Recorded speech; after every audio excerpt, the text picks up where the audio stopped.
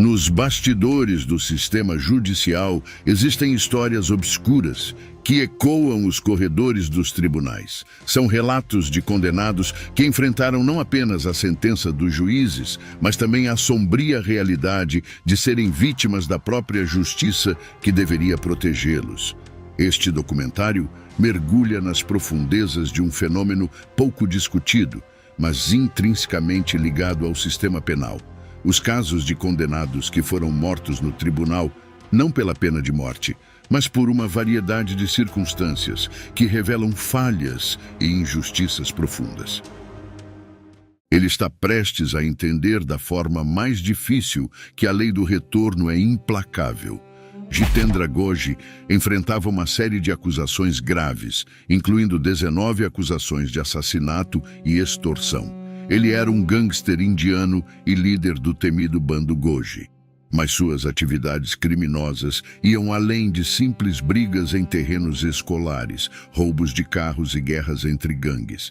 Ele também estava vinculado a diversos assassinatos, desde a famosa cantora folclórica Harshita Dahiya, que testemunhou um de seus assassinatos, até líderes políticos rivais, membros de gangues concorrentes, professores e vítimas inocentes de guerras entre gangues.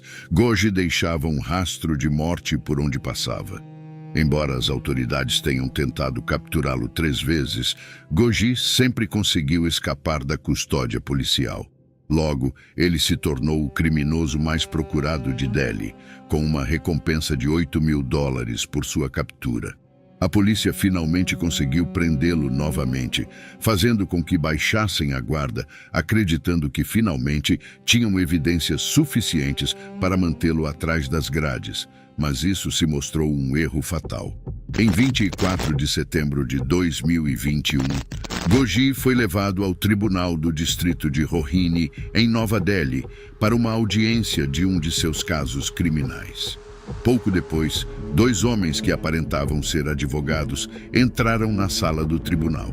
Porém, não eram advogados e não estavam lá para ajudá-lo. Eles foram contratados por uma gangue rival para eliminar Goji de uma vez por todas. Minutos após sua entrada, eles sacaram armas e abriram fogo. A polícia interveio e houve troca de tiros com os criminosos. Ao final do tiroteio, 3 gangsters jaziam mortos. Um fim sangrento para um homem perigoso. Falando em homens perigosos, aguarde até ouvir o que este indivíduo fez com milhares de mulheres e como ele teve um final horrorizante. Nascido em Bharat Kalisharan, Akul Yadav foi um criminoso infame que aterrorizou a favela de Kasturbagar, em Nagpur, Maharashtra, por mais de uma década. Ele esteve envolvido em uma série de crimes, incluindo assalto, invasão domiciliar, assassinato, formação de gangues públicas e sequestro. Ele também contava com uma gangue de associados que o auxiliava em suas atividades malignas.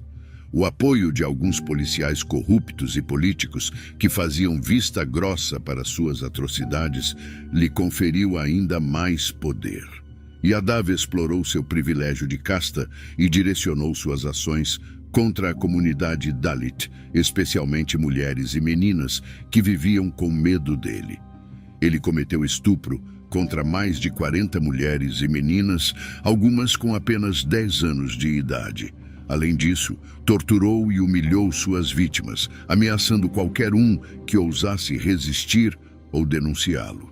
No entanto, o reinado de terror de Akul Yadav chegou ao fim em 13 de agosto de 2004, quando foi linchado por uma multidão de 200 mulheres nas dependências do Tribunal de Distrito de Nagpur, em Vidara, Maharashtra, durante uma audiência sobre um de seus casos de estupro.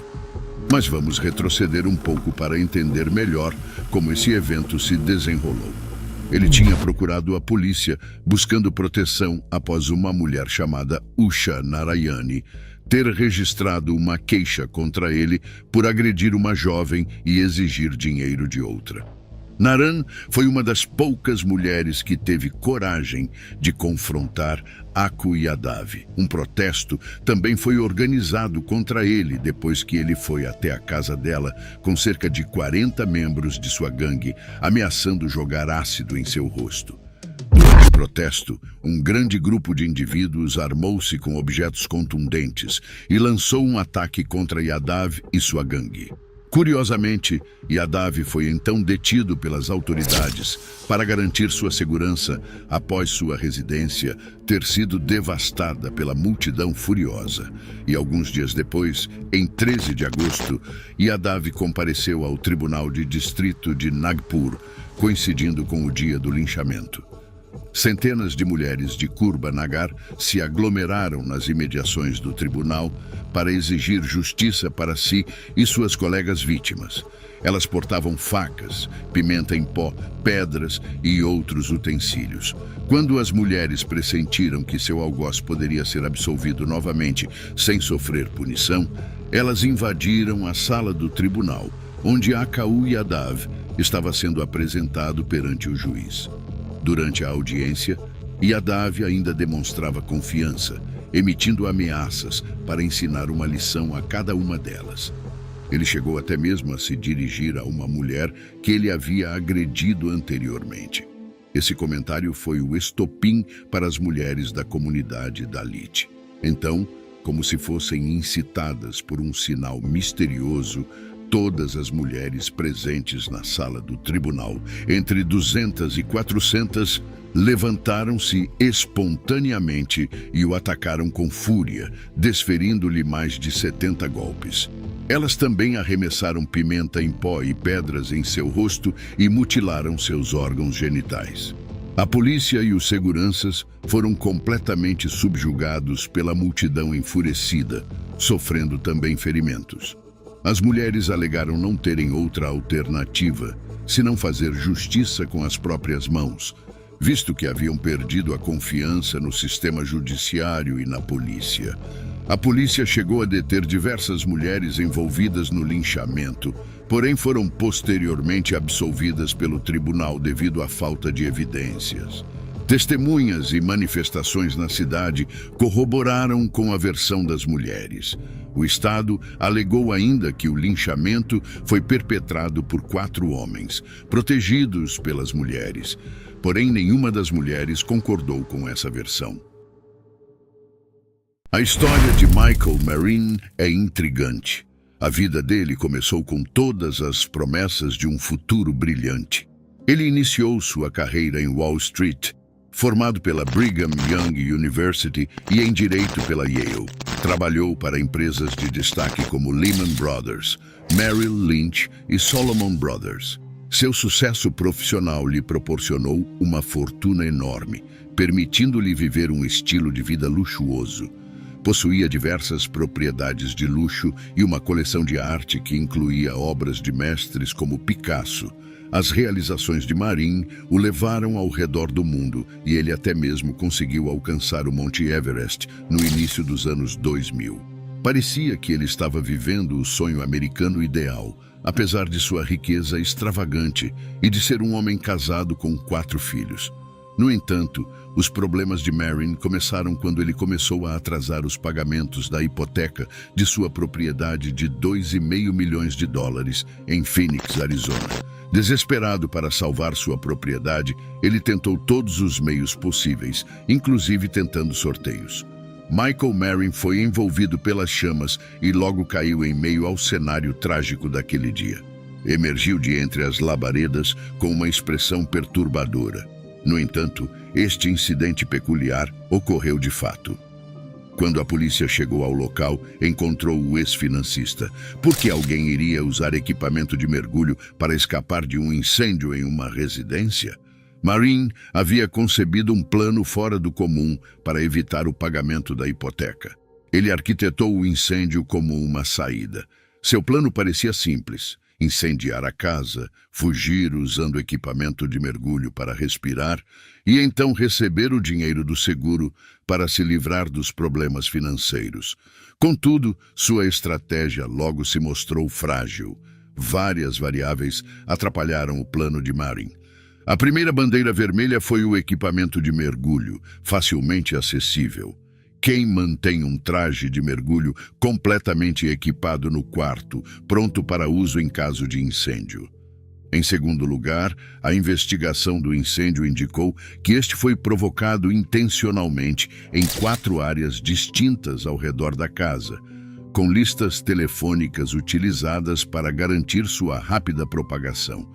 Ficou claro que não se tratava de um simples incêndio doméstico, mas sim de um ato premeditado. Os problemas financeiros de Michael Marin, bem como sua tentativa equivocada de resolvê-los, o deixaram enfrentando sérias repercussões.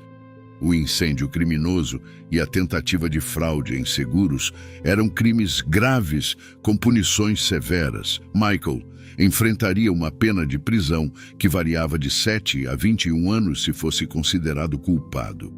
Quando seus procedimentos judiciais começaram em maio de 2012, era um cenário sombrio e sem perspectivas aparentes. O destino de Marin foi selado em junho de 2012, quando ele foi considerado culpado de suas acusações. A decisão foi difícil e ele foi visto respondendo com angústia em um vídeo do tribunal. Seu rosto ficou vermelho depois de consumir algo e ele bebeu de uma garrafa esportiva antes de desmaiar. O pânico surgiu quando os membros do tribunal correram para salvá-lo, mas suas tentativas foram inúteis. Marin foi levado às pressas para o hospital, onde posteriormente veio a falecer. Em 21 de agosto de 2017, nas primeiras horas da manhã, Nathaniel Richmond, de 51 anos, tinha um plano.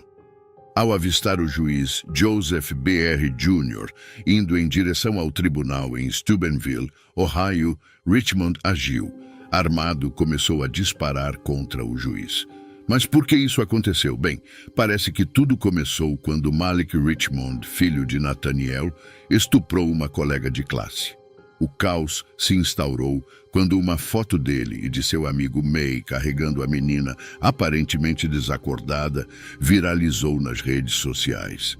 Malik foi parar no tribunal e enfrentar sérias acusações. Seu pai, Nathaniel, tentou assumir a culpa por ele, mas em uma reviravolta terrível, perdeu o controle e tentou matar o juiz. Infelizmente, isso teve consequências fatais. Em agosto de 2017, quando o juiz se aproximava da entrada do tribunal, Nathaniel estava lá, esperando por ele com intenções mortais. Ao avistar o juiz, ele sacou sua arma e disparou implacavelmente contra o juiz 3 vezes. Mesmo ferido pelos tiros, o juiz tentou se levantar e reagir. Ele conseguiu pegar sua própria arma e atirar em Richmond enquanto este tentava fugir para seu carro. Ele foi interceptado por outro oficial que apareceu no local e também disparou contra ele. Nathaniel percebeu que não poderia escapar e mais tarde veio a falecer no local devido aos ferimentos fatais. Existe um vídeo de toda essa situação capturado por câmeras de vigilância, mas foram necessários 3 anos de batalhas judiciais para torná-lo público. Apesar de ser atingido no estômago, o juiz permaneceu de pé e até mesmo atravessou a rua.